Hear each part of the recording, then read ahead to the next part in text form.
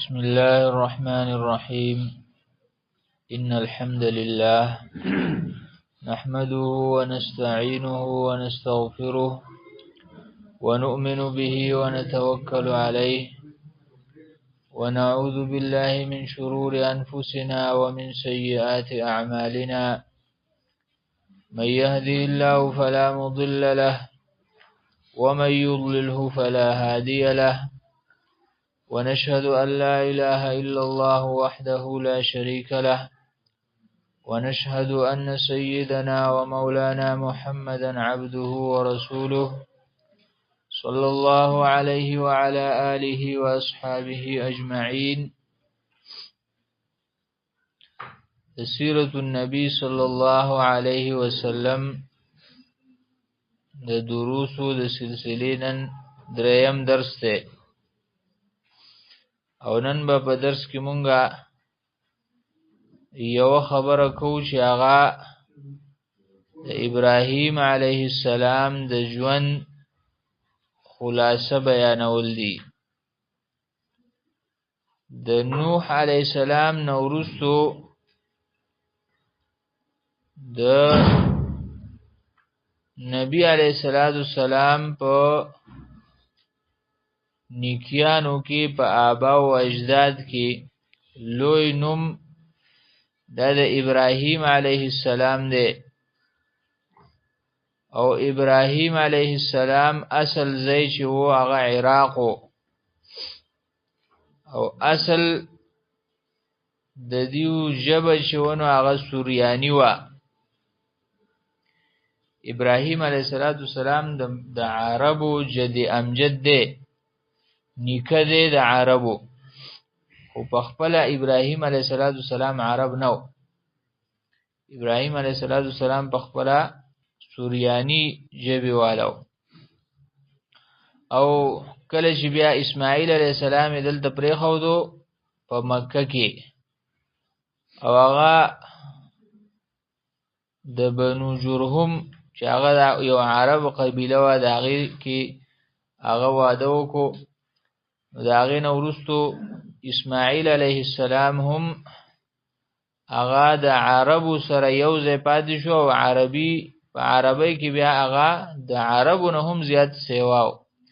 عربي داسې فصیح و په عربی کې، عربی ژبه ورته انتهایی زیاته هغې کې مهارت و. نو د اسماعیل علیه السلام په اولاد کې بیا محمد رسول الله صلی الله علیه وسلم راغلی دی. ابراهیم علیه السلام د ډېر لوی جلیل القدر نبی دی. د ابراهیم علیه السلام اوصاف او صفتونه او داغه خوبی انتهایی سیوا دي، نو په دې وجه باندې د هغه لقبونه او نومونه هم ډېر زیات سیوا دي. قرآن کې هغه په مختلفو نومونو باندې ملقب کړی شوی دی، مختلف نومونه ورته ورکړي شوي دي. لکه یو مشهور نوم چې هر چا ته یاد دی هغه خلیل الله دی. اتخذ الله ابراهیم خلیلا. الله رب العزت ابراهیم علیه السلام خپل خلیل جوړ کړی دی. او د خلیل معنی څه ده؟ انتهایی خالص ملګری، داسې ملګری چې د هغه زړه د خپل ملګري د مینې نه ډکي. او خلیل د خلت نه دی، خلت انتهایی مینې ته ویلی شي. او دغه خلت بیا په اصل کې د خلون نه راځي. خلون داسې شي ته ویلی شي هغه د انسان ډېر زیات خوښي، د ټولو نه زیات چې یو څیز خوښي نو هغې ته خل ویلی شي. د ټولو نه زیات چې یو څیز ته ضرورت وي هغې ته خل ویلی شي. نو خلیل د الله رب العزت خالص ملګری، خالص ولی، دا د ابراهیم علیه السلام لقب. او دغه شان زمونږ نبی علیه السلام هغه هم خلیل الله، محمد رسول الله لقب هم خلیل الله دی. او بعضی خلق چې دا خبره کوي چې ابراهیم خلیل الله او نبی علیه السلام حبیب الله، نو په دې کې څه فضیلت نه راولي په د نبی علیه الصلاۃ والسلام، بلکې حبیب په درجه کې د خلیل نه وړوکی دی، کم دی.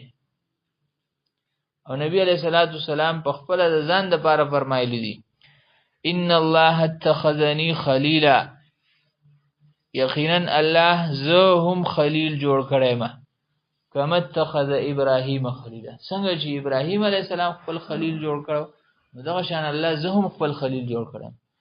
نو د نبی علیه الصلاۃ والسلام د پاره هم د عزت او د شرافت لقب د ټول نه غټ شي دی نو هغه خلیل الله کېدلی.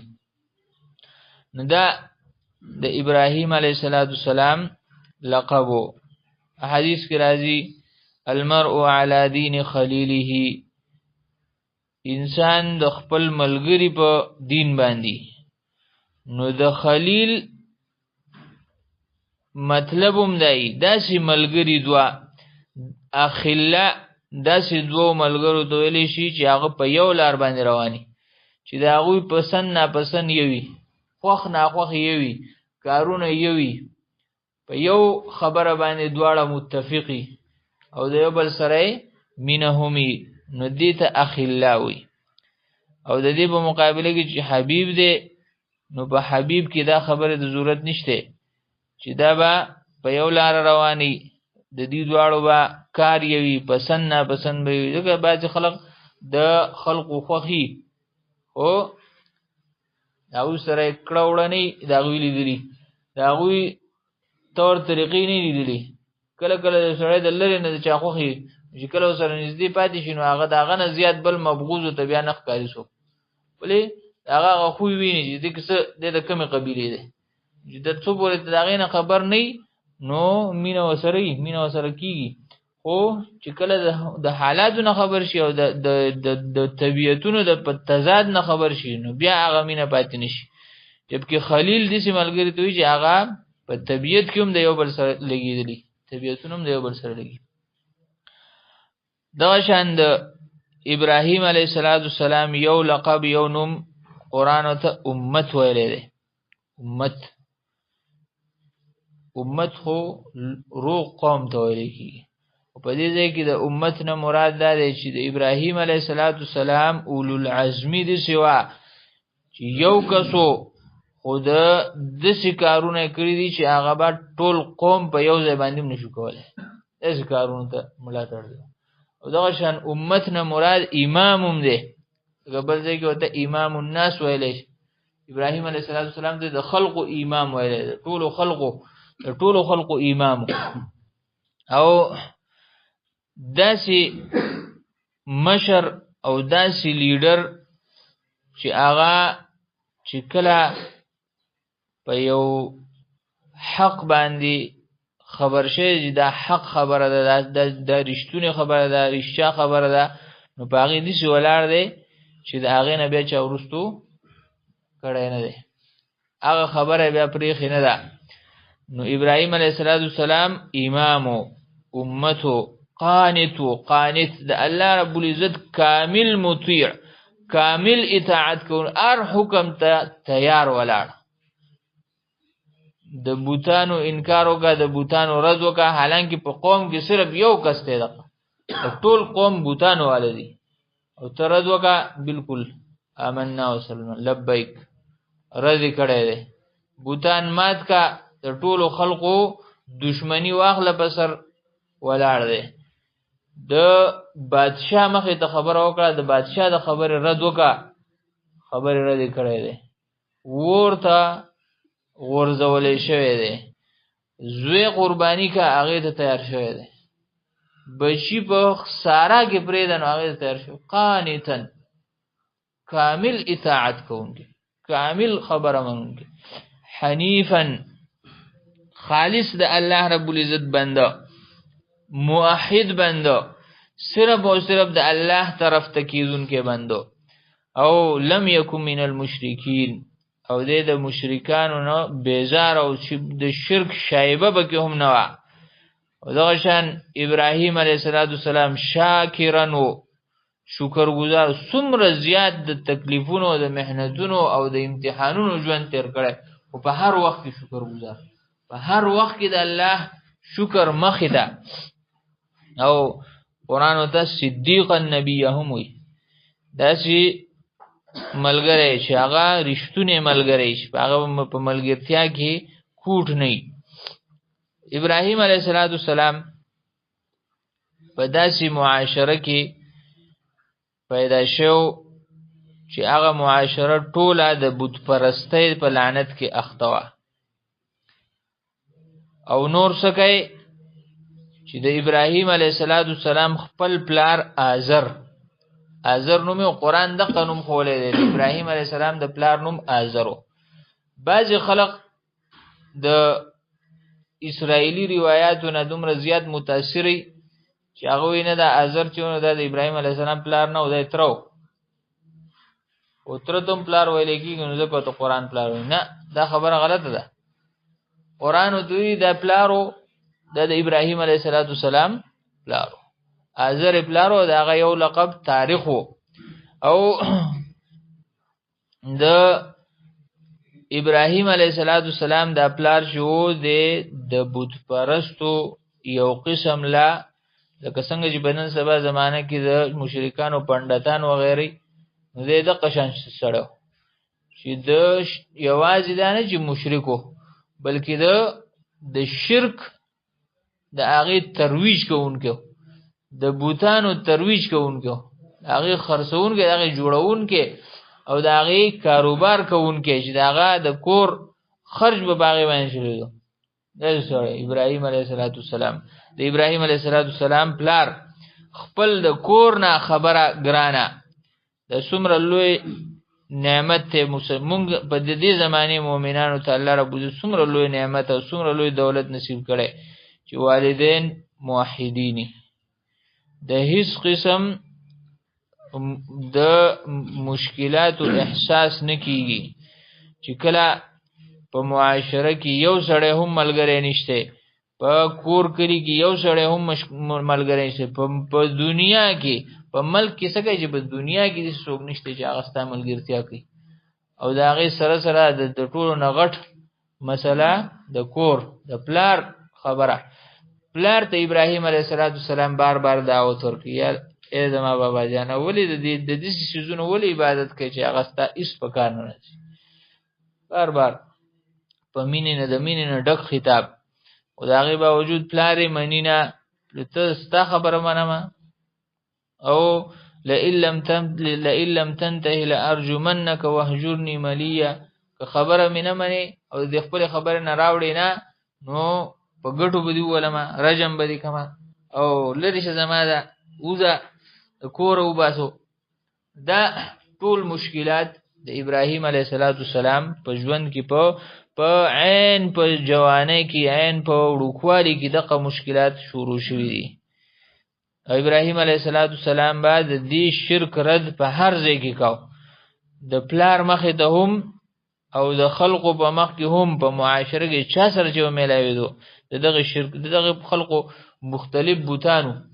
لکه نن سبا هم کم خلق چې مشرکان دي، نو هغوی یوازې د دغه بوتانو عبادت نه کوي، بلکې د دې نور سپوږمۍ او ستورو د دې څیزونو هم عبادت کوي. په بوتخانو کې او د بوتانو سره د دغه څیزونو هم مجسمې جوړې کړي، نور یې پکې جوړ کړي، په تصویرانو کې هغه څیزونه ایښي دي مخې ته، نور یې پکې جوړ کړي، سپوږمۍ پکې جوړ کړي، ستوري پکې جوړ کړي، هغوی ته هم بندګي کوي.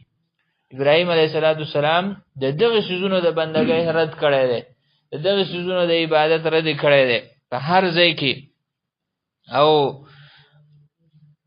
دې ته نه دي کتلي چې خلقو باندې دا خبره ښه به لګي او که نه په خلقو باندې به خبره بده لګي. حق ویلی دی، دا د ابراهیم علیه السلام طریقه ده، که په چا ښه لګي او که په چا بد لګي.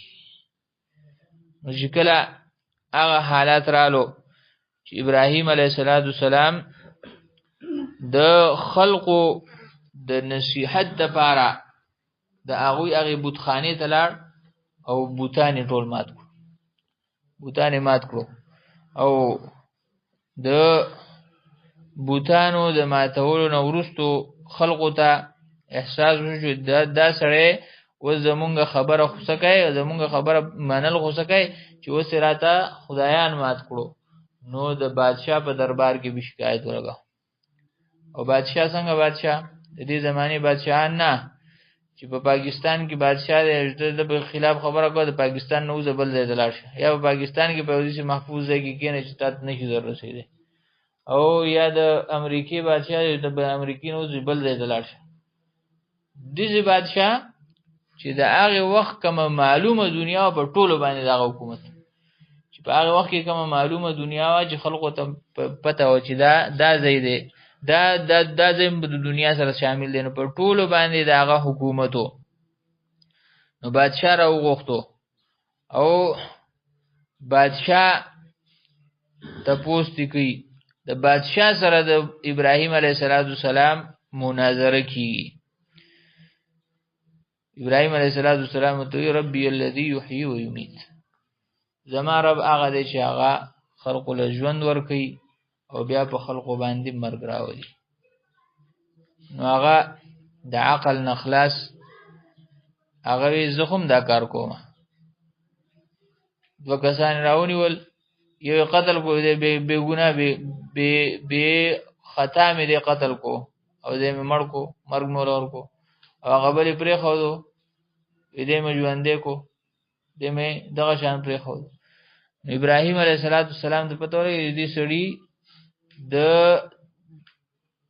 تکبر دا حال چې د عقل کار پرې خره به خبره نه بوي زما دا خبره مطلب بیا دې نه کړې. ابراهیم علیه السلام پس بیا پښې نه زما دا خبره مطلب دا نه و زما دا خبره مطلب دا نه دی ویلي. خدا هغه خبره چې دې پس په کومه خبره باندې دې چپکیږي او کومه خبره دې هغه نه ورستو بیا سنشي کولای نو هغه خبره ته وړاندې کړه. او دا د ابراهیم علیه السلام مطلب خدا چې الله رب العزت دې چې هغه انسانانو له ژوند ورکي. دا ژوند ابتداءً یو سړی پیدا کول یو انسان پیدا کول د الله کار دی. دغه شان په انسان باندې مرګ راوستل د الله رب العزت کار دی. نو د دې خبره وا دا نه چې سو قتل کا او یا سو قیدی پریدا. خدای باوجود ابراهیم علیه السلام ته بل خبر وکړه او ربي الذي ياتي بالشمس من المشرق فاتي بها من المغرب. زما رب هغه ذات ته چې روزانه دا نظام چلی او نور د مشرق نه راخیږي او په مغرب باندې کوزي جو کوته وای چې زره بیا موجودان ور ودروا او د مغرب نه راوخیږي سباله به د مغرب نه راوخیږي جو مونږ به مو تر به فبهت الذي كفر. نو بیا وسره جواب نو بیا حیران پریشان ودرېدو. نو چې کله دې چې د طاقت والا سړي سره جواب ختم شي نو بیا وی د سړی خطرناک دی نو دې ختمول غواړي دې قتلو د سزا دې سزا چې عبرتناک سزا دی د عبرتناک سزا کار کوي. د ابراهیم علیه السلام لپاره هم د دې خبرې اعلان وکړ. ابراهیم علیه السلام د دې واقعینا چې کله مونږ ته دا واقعا معلومیږي ابراهیم علیه السلام چې هغه بوتخانه ته لاړ او بوتان ټول ماتول. نو د دې مبارکي اقبال صاحب د دې واقع مبارک یو ډېر عجیب شعر ویلی دی. وی سنم کدا ہے جہاں مرد حق ہے مثل خلیل. د دنیا چې دنو دا بوتخانه ده او کم سړی چې د حق منون کې دی مومن دی نو د مثال په شان د خلیل الله دی د ابراهیم علیه السلام دی. یہ نکتہ وہ ہے کہ پوشیدہ لا الہ میں ہے. کم سړی چې لا الہ ویلی ده نو دې مطلب دا دی چې په دنیا کې بدته همیشه د لا اله الا الله په مقابله کې بوت راځي نو دې بس چل کوي د خلیل الله کار وکړي. خلیل الله چې سم کم بوت لیدل دی هغه بوتي والے دی کم یو بوت چې لیدل دی هغه مات کړی دی. نو دغه شان دی به هم د الله د حکم وړاندې هر یو بوت چې دی نو هغه به ماتي. او نن سبا مسلمانان بس کړي یره چرته کندرات ګورو چې بوت پکې عمومو چې خرڅ چې پیسې برای چې پیسې خزانه میلاو شي. زمونږ د نیکونو او زمونږ د اجدادو دا کارو چې هغه بوتان ماتول، بوتان به خرڅول نه. ابراهیم علیه السلام هغه پلار چې دا کار کړو، ابراهیم علیه السلام دا هغه نه منع کاو. دا څه نه دي، هیڅ کاروم نه دي، دا ماتول لایق دي، دا د خرڅول لایق نه دي. او زمونږ نن سبا مسلمانان بس بس ګرځي په دغه بس چرته بوتانو مندلې چې هغه مون خرڅ کو چې دنیا میلاو شي. ان لله و انا الیه. په افغانستان کې مخکې خلکو بوتان مات کړو او طالبانو، نو مسلمانانو وبیم بځي دای څه چلو کو، دا خو چرته چاله ور کړی، دا خو ورسوه د خلکو چې دا په دې باندې پیسې اغستې وي، ځان له ملک سم کړو. حالانکه دا د ابراهیم علیه السلام هغه وراثت ته. مسلمان چې دی نو دی به بت شکنی، بت فروش بنی، دی به بوتان ماتون کی، دی به بوتان خرڅون کی نه. نو دا بادشاہ نمرود نومې دی په بعضی روایتو کې راځي، او یو حدیث کې راځي عبد الله ابن عباس رضی الله عنه موقوف حدیث دی چې هغه فرمایي چې په ځمکه باندې د ټول ځمکه باندې کوم چې معلومه ځمکه وه په هغې وخت کې په ټوله باندې چې کومو خلقو حکومت کړی صرف 4 کسانو، 2 مسلمانان او 2 کافران. مسلمانان کم کومو سلیمان ابن داود علیهم السلام او یو ذوالقرنین، او کافران 2 کومو، یو بخت نصر او یو هغه سړی چې هغه د ابراهیم علیه السلام په وخت کې بادشاہ او د ابراهیم علیه السلام سره مناظره کړې وه. او بعض روایتو کې بیا د هغه نوم هم ذکر دی چې هغه نمرود ابن کنعان. نو ابراهیم علیه السلام دپاره د مرګ آرډر وکړو، دی به د بادشاہ د خدای نه انکار کړی، د بادشاہ خلاف ودرېدلی دی، نو دی به قتلولګي، او قتلولګي هم په دې طریقه باندې چې دی به اور ته اچولی شي، اور ته به اچولی کېږي. نو د اور انتظام وشو او داسې غټ اور بل کړی شو چې هغې اور ته بیا خلق نږدې کېدی نه شو.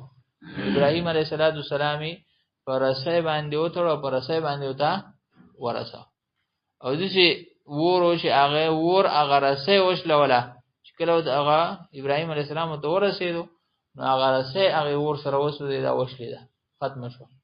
خو د ابراهیم علیه السلام دپاره الله رب العزت دغه اور د سلامتیا کو، دغه اور یې ورته یخ کو. الله رب العزت حکم وکړو اور ته کونی بردا وسلاما علی ابراهیم، د ابراهیم دپاره یخ شه، سلامتیا واله شه.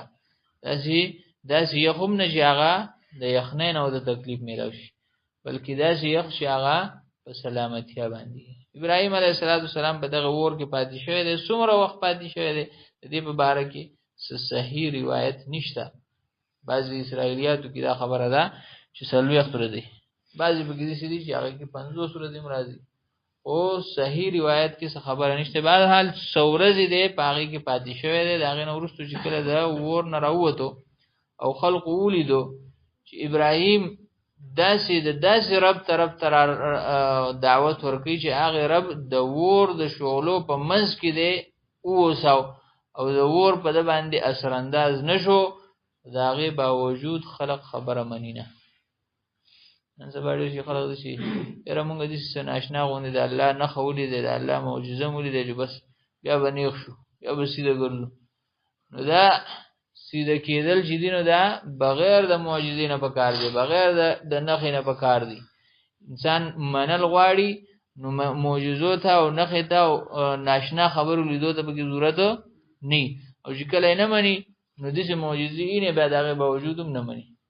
او بعضې اسرائیلي روایاتو کې داسې خبره شته چې کله ابراهیم علیه السلام راووتو د اور نه نو وی نمرود ته وی، ضعیف روایت ته، نمرود ته وی چې ابراهیم استاد عرب چې دی نو دا خو ډېر زورور دی، نو زه د پاره قرباني کومه، څه قرباني کومه چې د ده مخې ته پیش کړم.